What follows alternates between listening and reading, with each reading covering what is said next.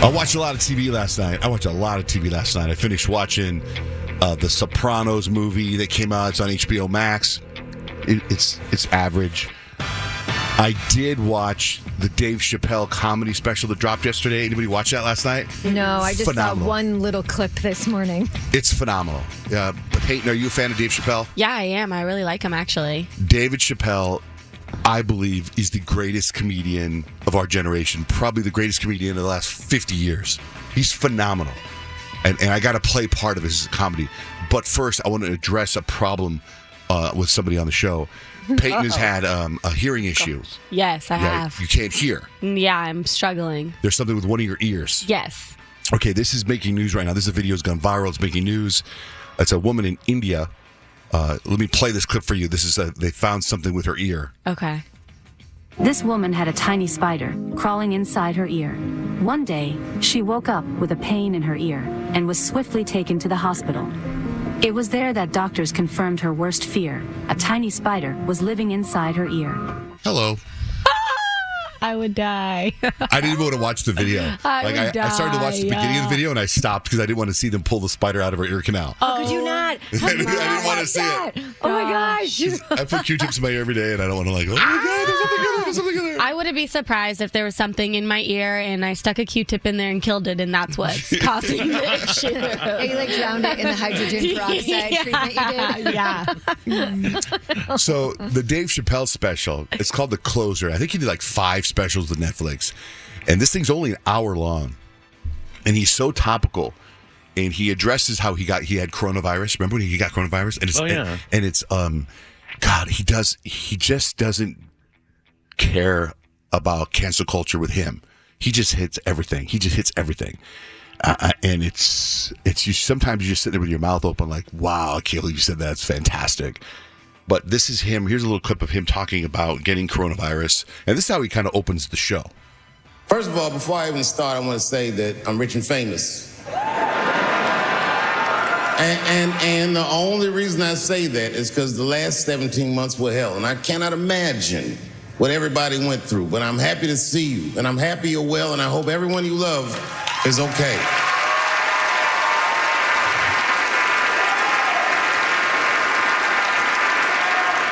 I don't want you to worry about me. I'm vaccinated. I got the Johnson & Johnson vaccine.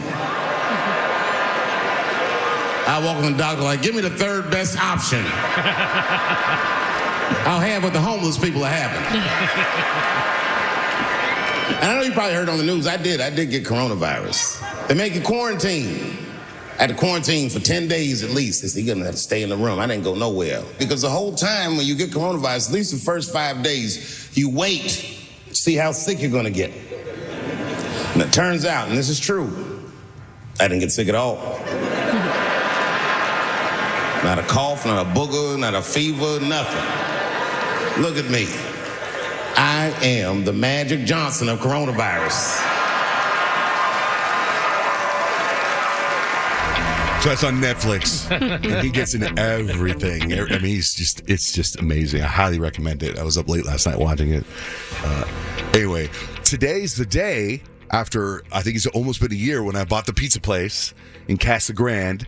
October 6th was the most recent opening. I told you guys, I go, hey, we're going to open up October 6th, and it's not opening today. Oh man. Come on. What's the holdup? I have no idea, man. So I just said, I was in this meeting a couple days ago. I think I went on Sunday, and they were like, my partner Howard's like, looks like the inspectors, we need this, and this is going to happen. And I just looked at him, I go, is Wednesday happening? And he goes, no, it's not happening. I go, don't even tell me anymore. I'm not even saying. I'm going to wait until we're open, and after we're open for like a year, I'm going to go, oh, by the way, my pizza place has been open. So I don't know when it's opening. This will be like the third time it's pushed back, right? When I agreed to open the pizza place in Casa Grande, the very first time, it was like, we'll be open in February. That was like the first time. And I don't even think I had told you guys about it. And then later, I remember something being July, then August. Then when I started actually giving you guys specific dates, this might be the third or fourth specific date, but it's like literally 6 or 7 times I've been told we were going to open. So I'm not going to tell you guys until people are eating food. And are you more passionate about this one than the one in Ahwatukee? Because that one's open and rolling, right? That one's open and that one's doing well, but we're having, there's still some issues there that I discovered when we ordered pizza in our house, and it wasn't very good. So we might even shut that one down for a while. I'm not sure yet. Oh, I know. But this one is like kind of like as involved as you would be. This is going to have a little bit of your spin on it. Like, Casa Grande? Yeah. Yeah, because there's like a little John J. Rich museum going up there. Yeah, that's cool. There's some stuff going up there. So I that's always thought you would be really good at owning a restaurant because of how picky you are. For sure. You nitpick everything and you are quite the perfectionist. And I think that actually bodes well for the restaurant business. Ooh, look at you saying bodes. Stop it with words. Such a great vocabulary. Yeah, and I grew up in the restaurant business. My dad was, worked in a lot of restaurants. In fact, that was one thing he wanted to do before he passed away. He wanted to open up a restaurant on the beach. He just wanted to have a burger stand on the beach. Tight. Yeah, so that's why I felt this is, for him, a pizza place in Casa Grande. Very similar. Equivalent, yeah. So, Kyle, I saw on your Instagram you were hanging out at a pumpkin patch. How was that with your family? I got 4 hours of sleep last night. Was it, you were out that late in the pumpkin patch with your kids? No, I mean, we were home by 9, but that only gives me 4 hours of sleep. But that's the sacrifice that I will make to celebrate fall. October is one of my favorite months just because I feel like there's so much to do. All the pumpkin festivals, the pumpkin patches, the events. It's like fall is in the air, even though it's still kind of hot here. But yeah, we had a great time. Scott did not want to go. He does not enjoy taking photos, but there's like a gajillion photo ops. So he was a very, very good sport. The kids had a blast. Easton would not ride any of the rides. He's not a rides person. And I'm so sad because no one in my family is rides people but me. I'm like, come on, guys, let's go on rides. Addie went on one ride with me. She did the slide, which I was proud of her for. And then, this swing thing. But they were kind of you got to start them off easy and then bring them up to the good stuff, right? Yeah. But when we got home, the kids were so tired, so tired. But I knew I was only going to get 4 hours of sleep. So I'm like, it's imperative that we go potty before bedtime, right?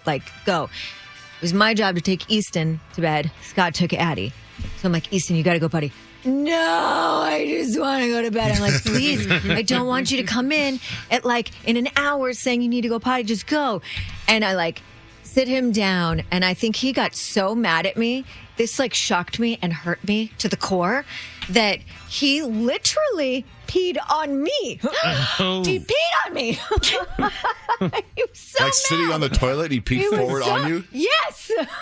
After you just took him to the pumpkin patch? Yes, he has one of those little training seats, and it has the lid to keep things inside the potty, and he legit took it out, pointed at me, and I'm like, what's happening here? And all of a sudden he started peeing on me. I was like, what?